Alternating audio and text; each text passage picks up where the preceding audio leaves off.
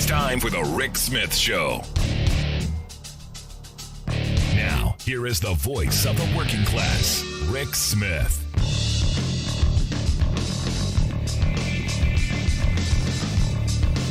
And welcome, brothers, sisters, working class heroes. This is the Rick Smith Show. Thanks so much for being here today on the big program. Lots to get to, lots to talk about. I want to start off today with Marco Rubio. I've never been a huge fan of little Marco, and I've been saying for a while, look, some Republicans are trying to make a pivot to make it look like they care about working people. Rubio being one of them, Josh Hawley being one, J.D. Vance. There are a couple of them that they're trying to make that play. We care about American workers. Now understand, they're part of the problem, but I give Rubio credit where credit is deserved. On Tuesday, he proposed the idea of massive increases on Chinese imports for EVs, vehicles coming into this country that would destroy the U.S. auto industry and jobs and all kinds of stuff. He, one of the ranking folks on the Senate Intelligence Committee, he also threw out the idea of having legislation that would extend those tariffs to vehicles that were produced by Chinese automakers, but in other places. Because, we had talked about recently the fact that, China's looking at building a production situation in Mexico so that they're going to use Mexican labor and figure out how to abuse that and then bring those vehicles into the U.S. because we have a situation where, no tariffs, and that they would be able to make massive profit, also destroy the U.S. auto industry.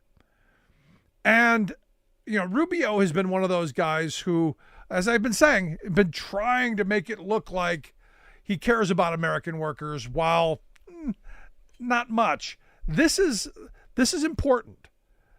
He also said, what was it? He said that, we used to have, our existing tariffs, they used to be effective, but now inefficient against the Chinese Communist Party. And I would say always been inefficient. Ineffective, and always not been what we needed to help, save, protect our manufacturing base. Now, the thing that bothers me is I'm hearing very small voices on the right and some on the left going, no, tariffs are bad. Tariffs are bad. A lot of folks on the right, some on the left, tariffs are bad. You're going to pay higher prices. And it's that same thing that got us into the mess that we're fighting our way out of right now. And that is we're consumers, evidently, before we're workers. If we can get cheap stuff, we can go to Walmart, get a basket full of cheap garbage for pennies on the dollar, then life is good. Now, the fact that you don't have a job and that those jobs that you do have are paying, poverty wages, that doesn't matter. It's all about the consumption part. And for me, the idea of having a manufacturing policy is saying, hey, we want to have those value-added jobs so that, wealth is created here and that workers share in that wealth. Now, the good thing is President Biden has come out and said, look, Chinese politics and their policies could flood our markets with vehicles that pose a risk to our national security. And part of that is, look, as the future gets closer, cars are going to be more and more connected. The vehicle avoidance software that they've got, they're going to be talking to each other with, 5G technology coming online. You're going to have the ability of cars to basically drive themselves. And this national security risk is, if you've got these cars, and I'm not saying that it's going to happen, it's possible. But you have these cars built in China that are basically riding around. Who knows who can control them? Which, again, is another reason I'm not in favor of all the electronic gadgetry in these cars. I know, sound conspiratorial, but not thrilled about it, especially when you're talking about the Communist Party. Now, Gary Peters, the Michigan Democrat, he said, we need to have an investigation, praised the president for proposing an investigation into the policies that are being pushed. and said there's no place in the U.S. for vehicles made by the Chinese Communist Party. And you go, yeah, I'm 100% on board with those ideas. Now, what you need to have is the ability to articulate why. One, I'm not in favor of having the Chinese Communist Party have control of a 5G network that sadly we're gonna have to deal with, because all of that automation, all of the future, the Jetson stuff, all going to be run on 5G. And right now, China is the leader in this because, again, we haven't made the investments. Thanks to Joe Biden, we're moving in that direction. We're increasing our broadband capacity. We're building up, especially in rural areas, the ability of us to get decent internet. But in having these kind of things, these systems talking to each other, to have a potential adversary have control over that, that's a national security risk. Then for me comes the jobs part of it. If you allow the Communist Party of China, through massive subsidies with cheap labor, to be able to flood our markets and basically put our industries out of business, as they have done in multiple other arenas, eventually those prices aren't so cheap. And you ask any consumer who's gone to Walmart and said, back in the old days, I was able to get a whole basket full of stuff for $50. Now it's a little one. Now I got the hand carried basket instead of the big push one. That's because, we don't make stuff much here anymore. Most of the consumer goods we buy are made abroad. Now we're not bringing that back anytime soon, but the important stuff, the national security stuff, we're starting to. The chips, the battery technology, clean energy stuff, that important. And maybe the other stuff will follow. But to have the Chinese have that kind of leg up on not just us, but the globe, should be very concerning. And to have a Republican senator come forth and say, hey, we need stiffer penalties. We need to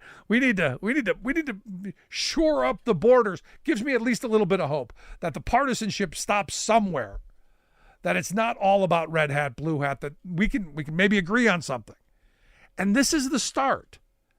As I've been saying, we reunionize workplaces. That's how we reunite the country. We get people all moving in the same direction. We talk about trade policy. I think as a country, we've learned the lesson. Free trade does not work. Hasn't worked for me, hasn't worked for most working people. I know there are some winners, but most communities lost. Deindustrialization was a massive loser for a lot of communities across the country. And we've been to a lot of them over the last couple of years. So for me, this idea of protecting what we have, investing in what we can have in the future, and having a policy to move us in that direction, that's the important stuff. That's the secret sauce that built my grandparents' generation. We can do it again. And as I've said a bunch of times, I'm glad Joe Biden's a little bit older because he remembers what it used to be like and what bad policies that he was behind that he can now right as president, that he can take us in a better direction because of past mistakes. So good on him. And look, good on Marco and the rest of them. I hope this quickly goes somewhere and that we can quickly begin to push back. Want to hear your thoughts? Email me, rick@thericksmithshow.com. Right back.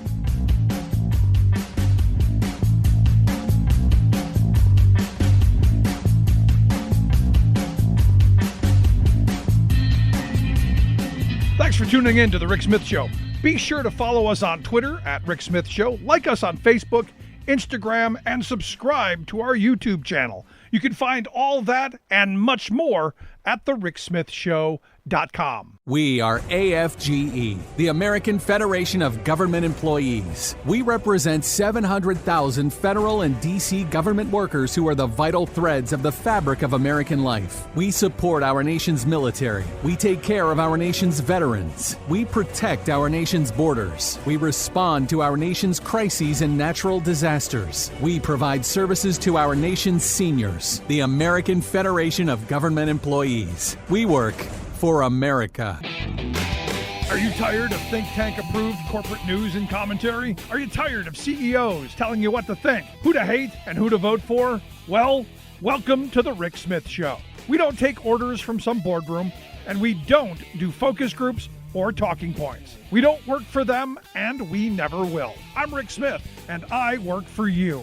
We are radio of, for, and by we the working people. Check out our program at thericksmithshow.com.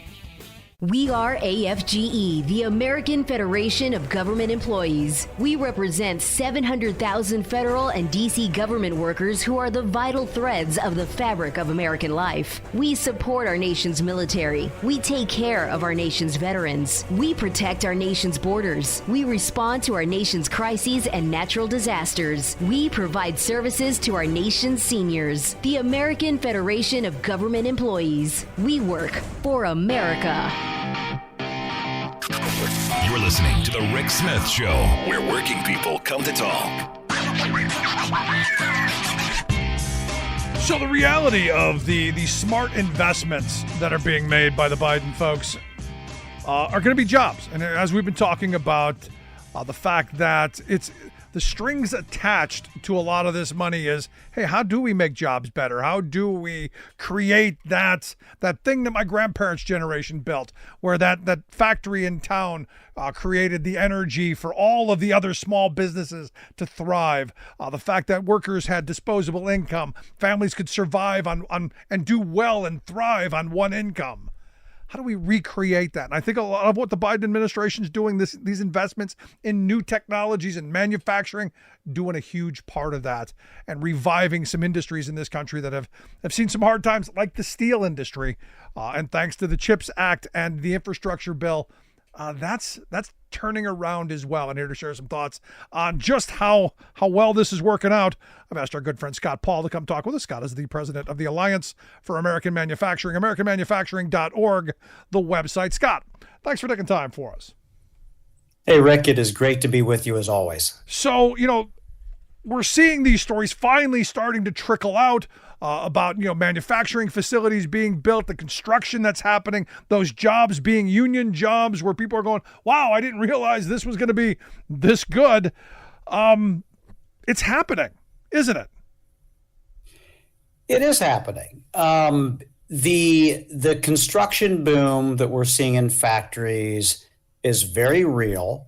The amount of factory construction underway is essentially at an all-time high in real dollar terms. And the only caveat I will add to that is that it is somewhat concentrated in a couple of industries, not surprisingly, because there have been market signals because of public policies. And, one of those industries is semiconductor fabrication plants.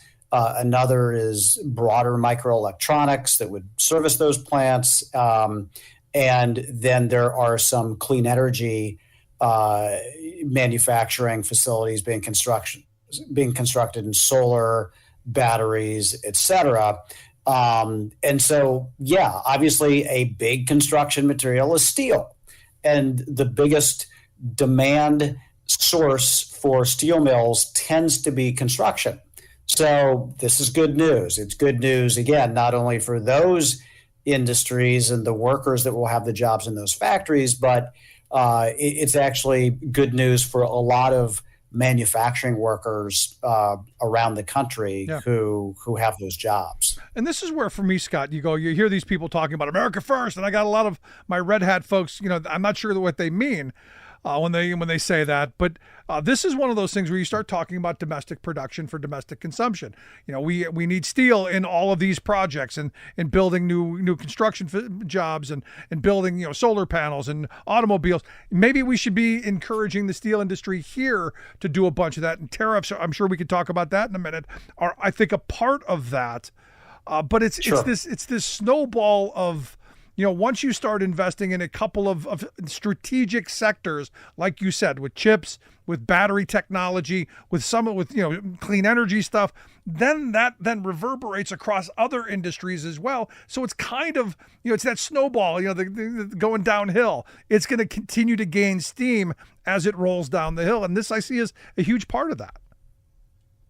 Yeah, I think that's exactly right. And another element of this, Rick, is that the types of jobs that the investments are going to support, are they have what I would call some strings attached to them, as you indicated. And one is to, in many cases, is to respect the right of workers to organize if they want to pay prevailing wages or have project labor agreements for the construction projects, and in some cases either to encourage or to direct the recipients of this to utilize American-made construction materials, including steel. And so all of that drives investment inward, and makes it a good thing. And this is happening in a lot of different parts of the country. I mean, it's happening in Ohio and Michigan. It's also happening in the South, and in some other states where making sure they're good jobs is a little harder, right, because of right to work laws. But again, there's something that's underway, and particularly in manufacturing, we haven't seen kind of large scale construction like this of manufacturing facilities for an entire generation or more. I mean, you just didn't see it. I mean, you saw factories coming down. You didn't see them getting put up. Oh boy, did I! I mean, look, my entire lifetime has been watching the destruction of my grandparents' investments, going down the tubes, and generations even before them. I watched in Cleveland the whole process of deindustrialization, where those jobs that were good family-sustaining jobs that raised families out of poverty, like my neighbor who got the job at Ford, and immediately their lives got better and got them out of the projects eventually and into a better life. And even as a kid, I realized union job, better life. This is rebuilding that infrastructure we once had. And as I've been saying, the reason I think, having Joe Biden in the administration and having an older person who remembers what it used to be like is a positive thing, because we can recreate that with sound policy. Yeah. You nailed it. And the impact of this combined investment of infrastructure, things like roads and bridges and broadband, the semiconductor factories, and some of the new clean energy factories, whether they're making cars or batteries or solar panels, is this: that by and large, both the technological advances that we've made and the policy decisions that we've made have exacerbated inequality. And if you have a four-year college degree, the odds are it's made you better off. It's left everybody else behind. The difference with these investments is that the majority of the jobs being created in manufacturing and in construction in particular do not require a four-year college degree. They do require, in most cases, a skilled worker. And so that means a high school degree and maybe a certificate or a career and technical education program that's, a couple of months up to 2 years. But those are the types of jobs that are being generated from this. So you can actually feel and see the impact that that's having on rebuilding the middle class, because the jobs that are both going to be directly created and then the indirect jobs are good jobs. We talked about this a little bit the last time, that the jobs in the steel mill, again, that don't require a four-year college degree, it can be, if you're at a unionized steel mill, you can be pulling in $80,000 a year starting out. And that is definitely a family supporting wage that allows you to contribute, in a lot of other indirect ways into the economic activity in your community and make your family better off. No, it's the secret sauce that built the most prosperous working class in the history of civilization. And a big part of that, you go back and we've been trained to, when we think about tariffs, to kind of foam at the mouth and shudder, like Pavlovian dogs, because this is good because we need cheap stuff. Why shouldn't we be afraid of tariffs? I know you guys over on your podcast just did an episode on, don't be terrified of tariffs. Why not? Because right now I'm hearing the right losing their mind, and some voices in the Democratic side of things going, well, it's the tariffs are bad. Why shouldn't we be afraid of that? Yeah, I mean, over the course of our history, tariffs have been a tool of economic policy. And really, it's just the last couple of decades where they went out of fashion. And we adopted this mindset that cutting tariffs down to zero is going to benefit everybody. Well, that has been disproven. It's been disproven, unfortunately, in a big way because of the trade relationship we've had with China. And other countries, that's led to a massive amount of deindustrialization and displacement. And the other kind of aspect of this is that I think that both the last administration and this one views them as a powerful industrial policy tool to shape the market so that America can compete and win, and that we can create those good paying jobs. And so if you are able to apply tariffs on certain products coming from overseas, you can help to level that playing field. And it's not because necessarily our products aren't competitive or our companies aren't profitable or our workers aren't productive. It's because of market distortions. Either, it could be a monetary policy overseas. It could be direct subsidies. It could be the fact that they have a production-based economy, an export-based economy like China, for example, where they don't consume a lot domestically, but they need to export to grow their economy. And then that produces all sorts of problems for other countries when there's excess capacity. And so there's also or there could be human rights or worker rights or environmental concerns as well. There's lots of reasons to do this. And so it's important that tariffs be used as a tool of economic policy, just like tax credits are, or just like investments in certain sectors of the economy are. And we've shown that when you combine the investments and the tariffs together, what you're going to get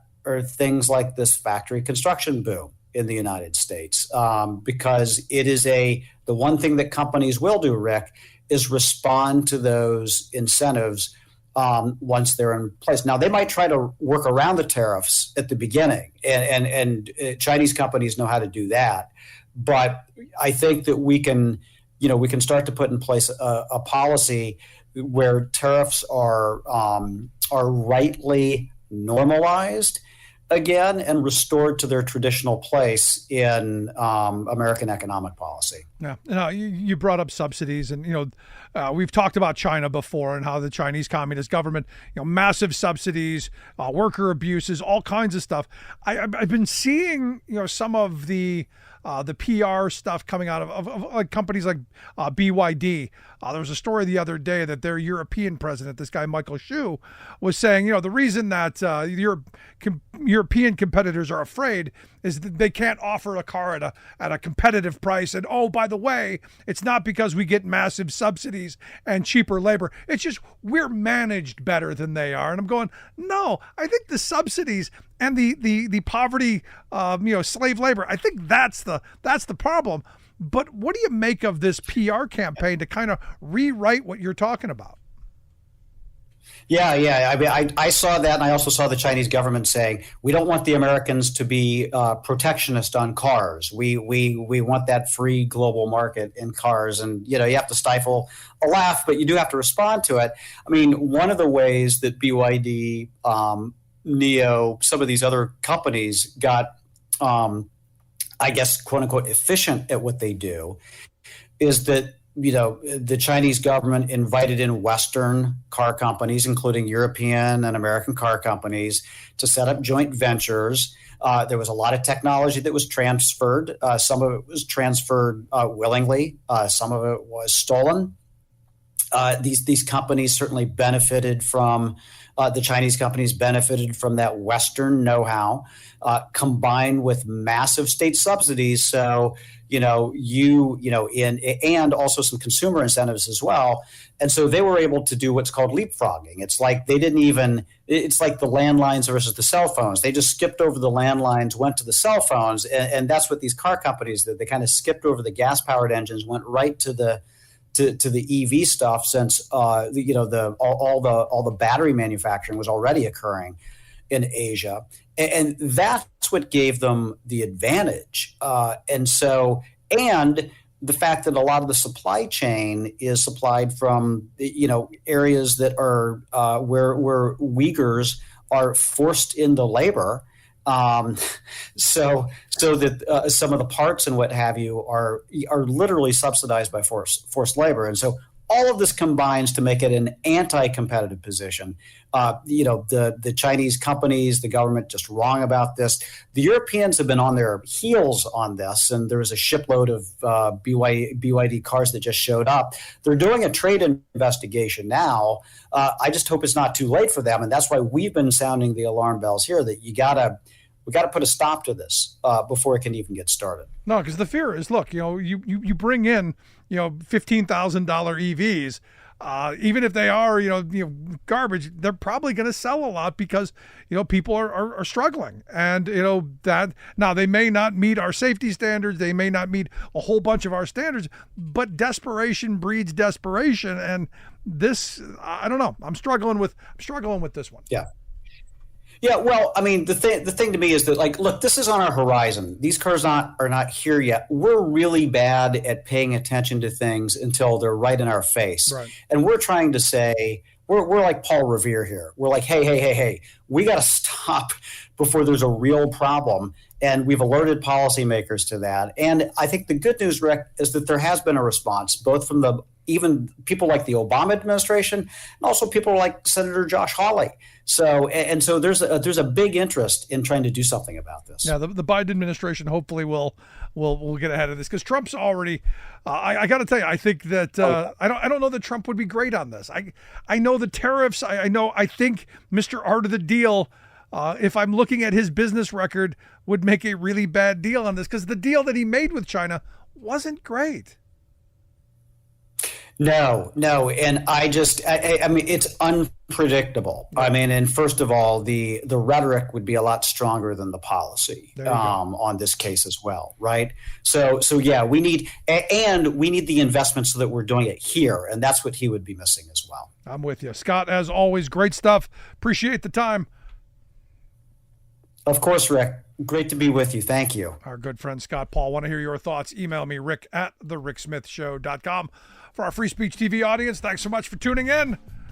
For folks listening across the country on our radio affiliates, right back after this.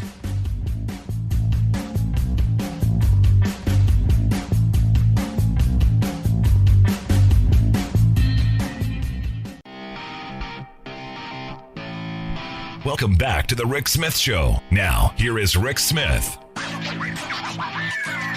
So as we've been talking about, sound policy, smart investment, using taxpayer dollars to help move the country in the right direction, create jobs, not just any job, but good jobs with good benefits, a future, something you can build a community around.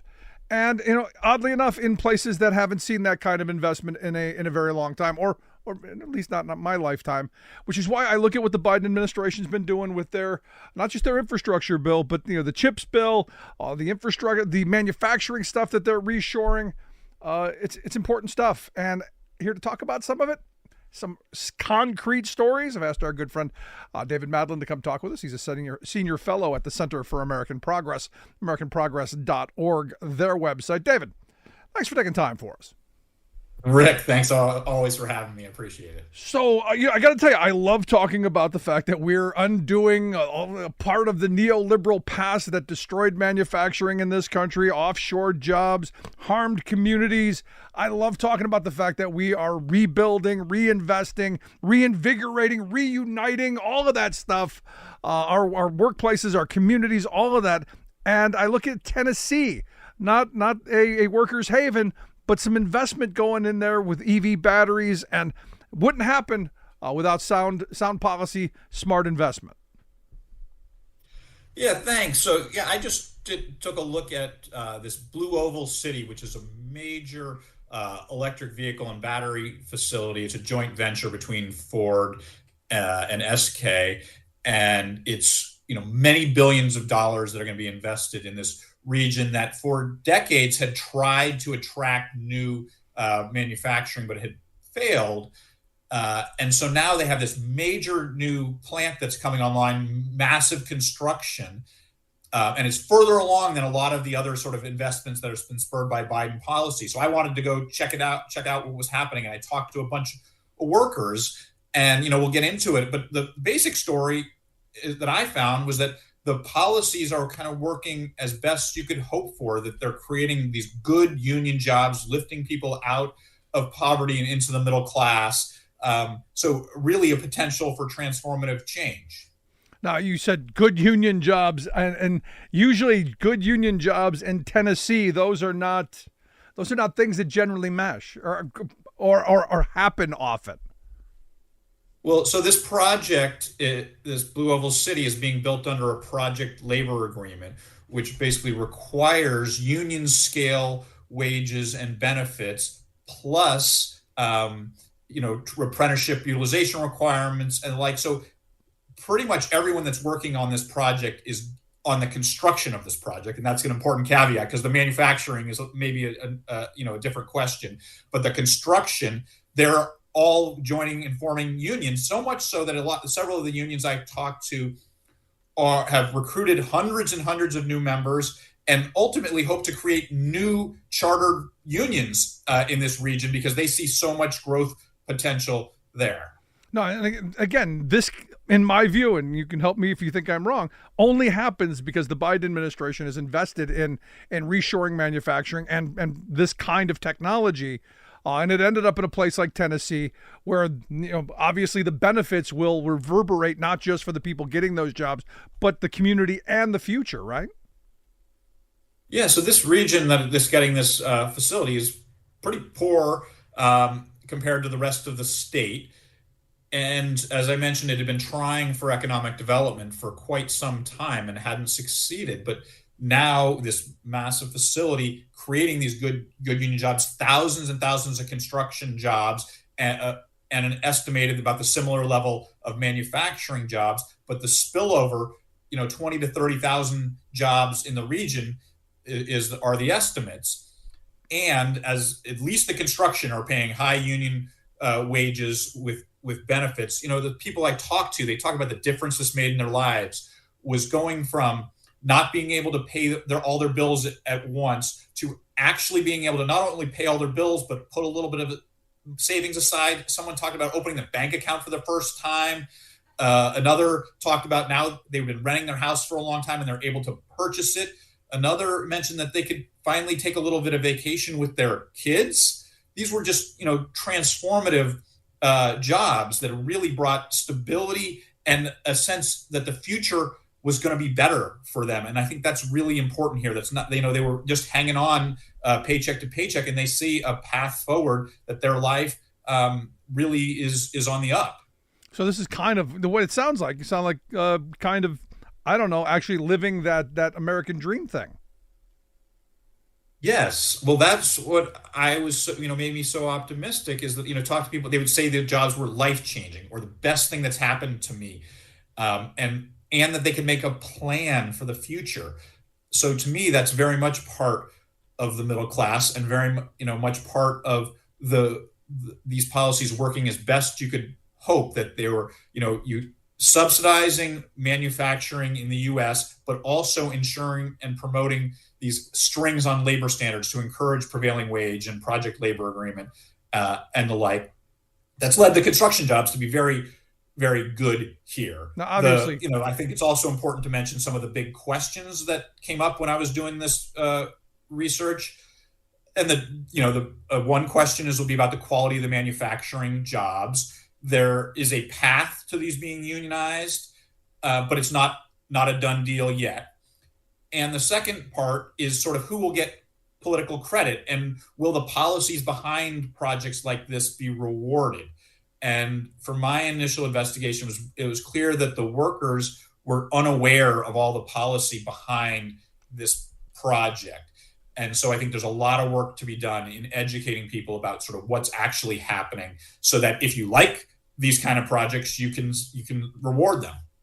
No, I was going to ask you about that, because obviously this is just one place in Tennessee, and why they chose this place in Tennessee, I'm sure there's a bunch of reasons, but getting to that point of those jobs, how they became good jobs, how they become life-changing jobs, in their words, I think is something that has to be explained, not just to these folks in Tennessee, but across the country, that if you like what you're seeing there, this is being replicated in other areas across the country, and it could be your backyard at some point.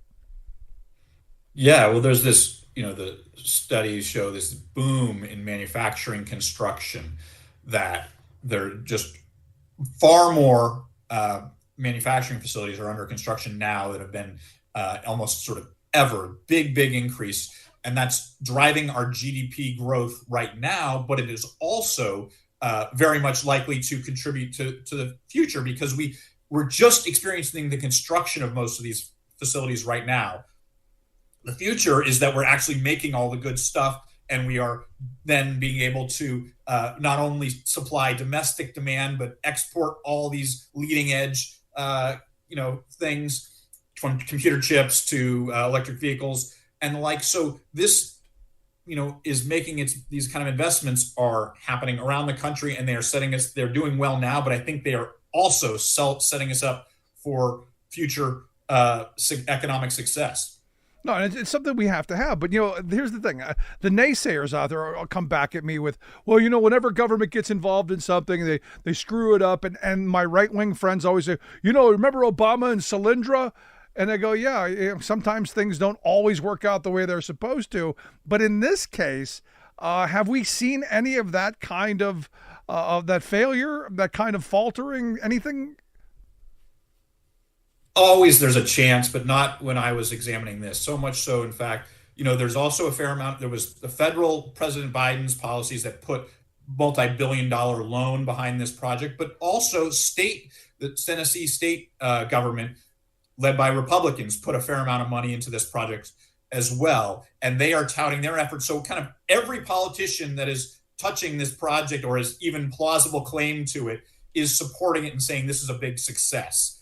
The mayor, touts it, the state senator, the writ large. So I see this as, so far, very much government policy working well. It's what's known as kind of crowding in private investment. The government provides some subsidies and encouragement for the kinds of manufacturing facilities as it wants in technologies and that it thinks are going to grow in the future. It ensures there's some strings that are going to lead to good jobs and wages, with good wages and benefits. And then the private investment flows behind it, leading to these quite important manufacturing facilities coming online. What do you say to the person who says, I've had this conversation a couple of times, that government shouldn't be investing in this stuff. This is solely the private sector should be doing this. If the market wanted this stuff, private investment would choose it. First, what do you say to that? And then the other part, the political side of it for me, and you don't have to come along with this, is because you said something a minute ago, the strings that come attached to it. Because each side does this. They just put different strings in there. And, for Biden and Democrats, it's all about labor rights and ensuring that those jobs are actually jobs that give people an opportunity at the American dream, instead of trying to crush labor campaigns like you're seeing in Georgia. What do you say to that government shouldn't be investing in this stuff? Well, first, let me take on that labor question, because I think it's important. So the state of Tennessee has just recently passed a bill to prevent the kind of pro-union projects like this happening. They want to be able to subsidize the project, but they don't want them ever to be unionized in the future. So they're making it very hard for unionized workforce to emerge, like is happening in this Blue Oval City. So there's clear politics at work about what kind of projects the different parties prefer. then the question of sort of should government even be spending money on things like this? To me, there's several answers. And the first is that, we are competing in a global market, and our competitors are encouraging domestic production of these kinds of things. For example, China in electric vehicles facility, or the chip makers there. And so if we want to have sort of a more level playing field, we want to not just be ignorant to what the rest of the world is doing. The second, and I think this is sort of, gets at, is that is a little bit philosophical, but it's the private sector is inherently always going to know, and that the market incentives are going to lead to what's best for the country. Unfortunately, we have deindustrialized over recent decades because the market has decided it's cheaper, better, easier to produce elsewhere. And without these subsidies, they would still be doing that.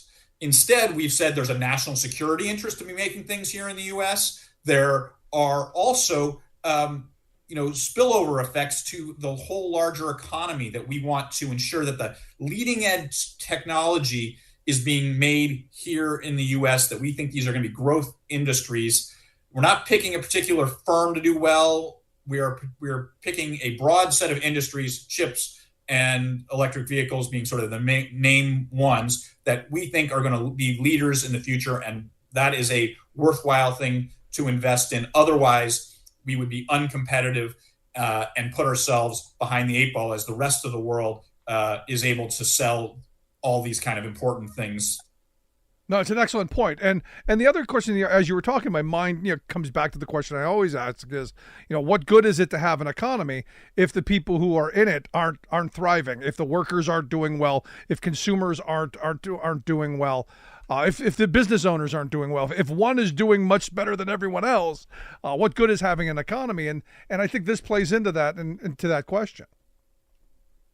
Yeah, this gets to, I think, your values, and which are my values, that a major point of creating jobs and having economic investment is to improve the quality of people's lives, so that we, can buy better goods and services, but also feel like major contributors to larger society and be part of that. And when I think there's a huge difference between either a government handout to to someone who isn't able to afford necessities, and actually having a quality job that enables them to be a major part of society and feel like they are adding to all of the good things around them. And that's the kind of policy I want to create. I'm right there with you. Last question I've got for you, and it's a messaging thing. I mean, you said a moment ago that, the majority of the people you talked to didn't know why this was going on, that this was a policy that was pursued, and who pursued it. And is there a way you see to say, look, other than my idea of, giant 20-foot signs of that finger pointing thing with Joe Biden going, I did that. Is there a way that you see that gets out more, or is this a political question that you don't even want to touch? No, I think there's some things that can be done.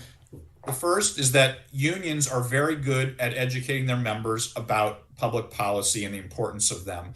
And so, their plan, and I talked to a lot of the unions there on the ground, is they're going to be doing a lot of member-to-member education about the policies behind this project. And so I think supporting policies that support unions and encouraging them to go out and educate their members is one big thing. I do also think the companies that are benefiting from these policies could be enlisted more to highlight the fact that these are subsidized projects. You mentioned signs, but so we think of a traditional highway infrastructure where there's usually a sign that says brought to you by whatever, and public is easier to understand like where and why this road is getting rebuilt or this tunnel is being rebuilt. It's harder with these private manufacturing facilities. So I think that the better, improving the signage and actually, enlisting the companies in that effort would be part of it. And then last, there's a campaign that any, politician needs to actually work to make the public understand what they've done, and that any politician who was involved in this project has an opportunity to start educating workers. Now, I know the Biden campaign hasn't really begun yet, but this is the sales pitch right here. We're making lives better by creating jobs that change lives. That's the campaign pitch going into 2024. Union job, better life, smart, sound investment, all good stuff. But David Madland, I appreciate you taking some time for us. As always, great stuff. Thanks very much. Our good friend David Madland, Senior Fellow over at the Center for American Progress. You can check out their website, AmericanProgress.org. Quick break. Right back.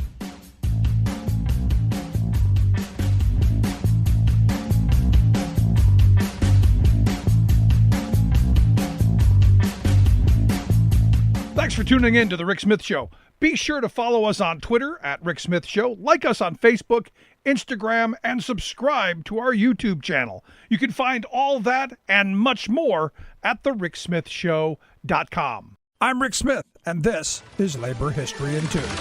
On this day in labor history, the year was 1942. That was the day a house fire claimed the life of a true champion for working people. Lucy Gonzalez Parsons was born in Texas. Most of her childhood is a mystery, but it is thought she was born into slavery and was African American, Mexican American, and Native American. After the Civil War, she met and married a Confederate soldier, Albert Parsons.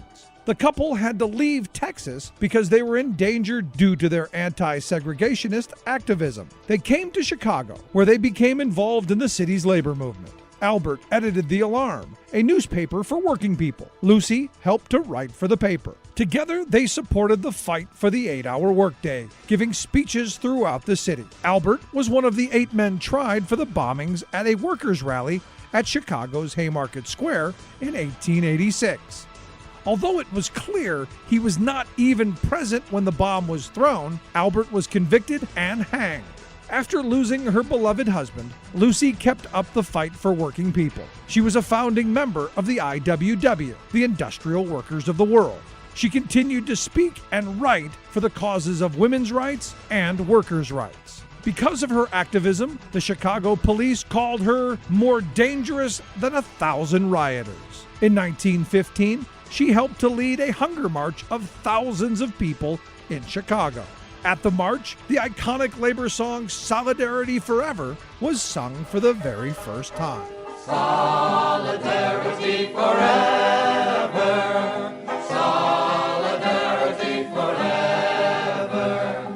Solidarity forever. For the union makes us strong. Like what you hear? Check out more at laborhistoryin2.com. Welcome back to The Rick Smith Show. Check out our website, thericksmithshow.com. So I think it's interesting that David brought up Tennessee doing what it is that they do, like a lot of red states. Look, this is red hat, blue hat stuff. This is the ideology of red states. And, we need labor freedom. The other day we talked about the economic index from the Heritage Foundation and what they view as labor freedom. Quashing your ability to demand better wages, hours, conditions, being able to be fired at will for any reason or no reason whatsoever. And we don't talk enough about that stuff. But understand, Republican-led states, where they have, the governor, the legislature, and are owned by corporate lobby, this is what you get. So, like in Georgia as well, you have these states who are saying, look, if we're going to use state money to invest in infrastructure, to invest in manufacturing, to make lives better, possibly for, rich people, we're going to do it with strings attached. And it's that strings attached. It's the devil being in the details that I don't know that we talk enough about when you're talking red hat, blue hat. The reason that I support the Democratic Party is that a lot of their policies go towards helping working people, ensuring that people have the ability to unionize, to fight for better wages, hours, and conditions, that local school districts get funding for education and not some bizarre gimmick. Now, are there some Democrats who, vary? Yeah, there always are. There are some corporate Democrats that I've not been thrilled with. The problem is there haven't been, like there were in the past, more centrist, moderate, maybe even liberal Republicans that you can work with on some of these issues. So what you have is you have red hat, blue hat. And when you're talking about the details, again, the devil being in the details, the strings being attached, who do they benefit? Very clearly, Joe Biden has stated the case that when strings are attached to things, he's going to side with ensuring that working people get a fair shake, that the jobs being created out of the infrastructure bill are good jobs, good family sustaining wage jobs with benefits, with security that benefit not just the workers, but the communities. This is that mindset. Now, Republicans have been always very clear. In those situations, it's all about, well, ensuring that the contractors do well, ensuring that the businesses do well. And if there is any minor benefit to the working people, it's far down the list, which is why I've been saying on this program for, well, the 18 plus years I've been doing it, show me something that Republicans have done from start to finish. Oh, the legislature, proposed it, the governor or president signed it, and it went into law that solely helps working people.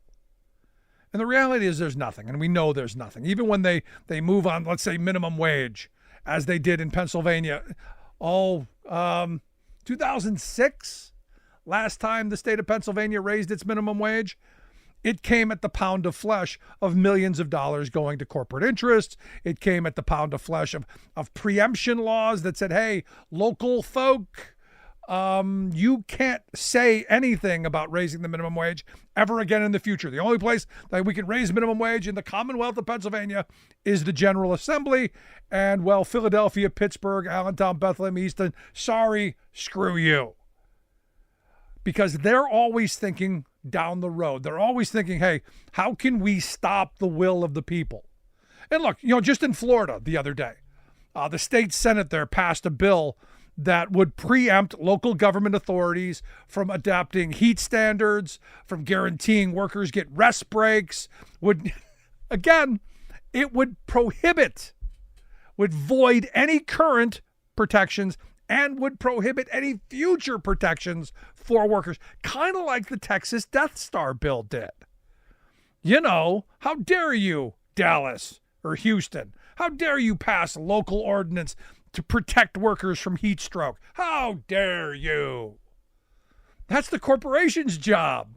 And if they choose not to, well, that's their problem. Now, I'll tell you, as a union guy, there's part of me that goes, good, do all this stuff. Continue to do this stuff. Because maybe, and I know it's the libertarian streak in me, but there's part of me that goes, maybe if things get so bad that workers will come around and go, yeah, we do need each other. We do need to fight the corporate interests. We do need to step up and speak out. But then the sane, rational part of me goes, how many people have to die from heat stroke, from heat-related illnesses? How many people have to suffer before what I'm hoping happens actually happens, if ever? Because the pendulum has swung way over to the side of the moneyed interests. So maybe what I'm hoping never happens because desperation, putting food on the table, keeping a roof over the head, taking care of our families, that's too great. So we suffer the indignities. We suffer the trials and the tribulations and the blood, sweat, and tears just to support our families. And that idea of fighting for a better life we want, but seems so far outside of our grasp. That's what corporate America wants. And it's the reason that they use the power of government when they have control of it to make lives for working people worse. Again, I point to this Florida bill that says, you know what? No, we're going to preempt local governments from doing anything to protect their workers. Sorry, if the state doesn't do it, screw you. And they're not the only one. Look, there are other states have done it. Tennessee with their, if money's going to state money going to a local project, we're not gonna let you organize. We're gonna make it harder. Georgia saying that, hey, if you take state money, corporations, you cannot enter into an agreement with a labor union without a secret ballot election, which means, remember, these are the small government, less intrusive government, keep government out of our lives people, saying that corporate America private entity, and citizens, workers, employees, private people cannot enter into an agreement without government in the middle. That's what they're saying. And this is where it blows my mind, because you have these folks who are telling us, we want government out of our lives, smaller, less intrusive government. It's kind of like the people who tell us they believe in states' rights and then are celebrating the Supreme Court saying, Colorado, screw you. No states' rights for you. It's remarkable, but it's where we are. And you got to point out the insane. You got to point out the crazy. But you got to be fighting for what is actually going to make people's lives better. And I'll tell you what the Biden administration's been doing on infrastructure and manufacturing reshoring and ensuring that project labor agreements and prevailing wage are in those pieces of legislation. That's the good stuff. That's the stuff that makes lives better. Want to hear your thoughts? Email me, rick@thericksmithshow.com. If you missed any portion of the program, grab the podcast. And as always, appreciate you being here. Thanks so much. We'll see you back here next time. You've been listening to The Rick Smith Show. Email Rick at rick@thericksmithshow.com. Until next time, this has been The Rick Smith Show, where working people come to talk.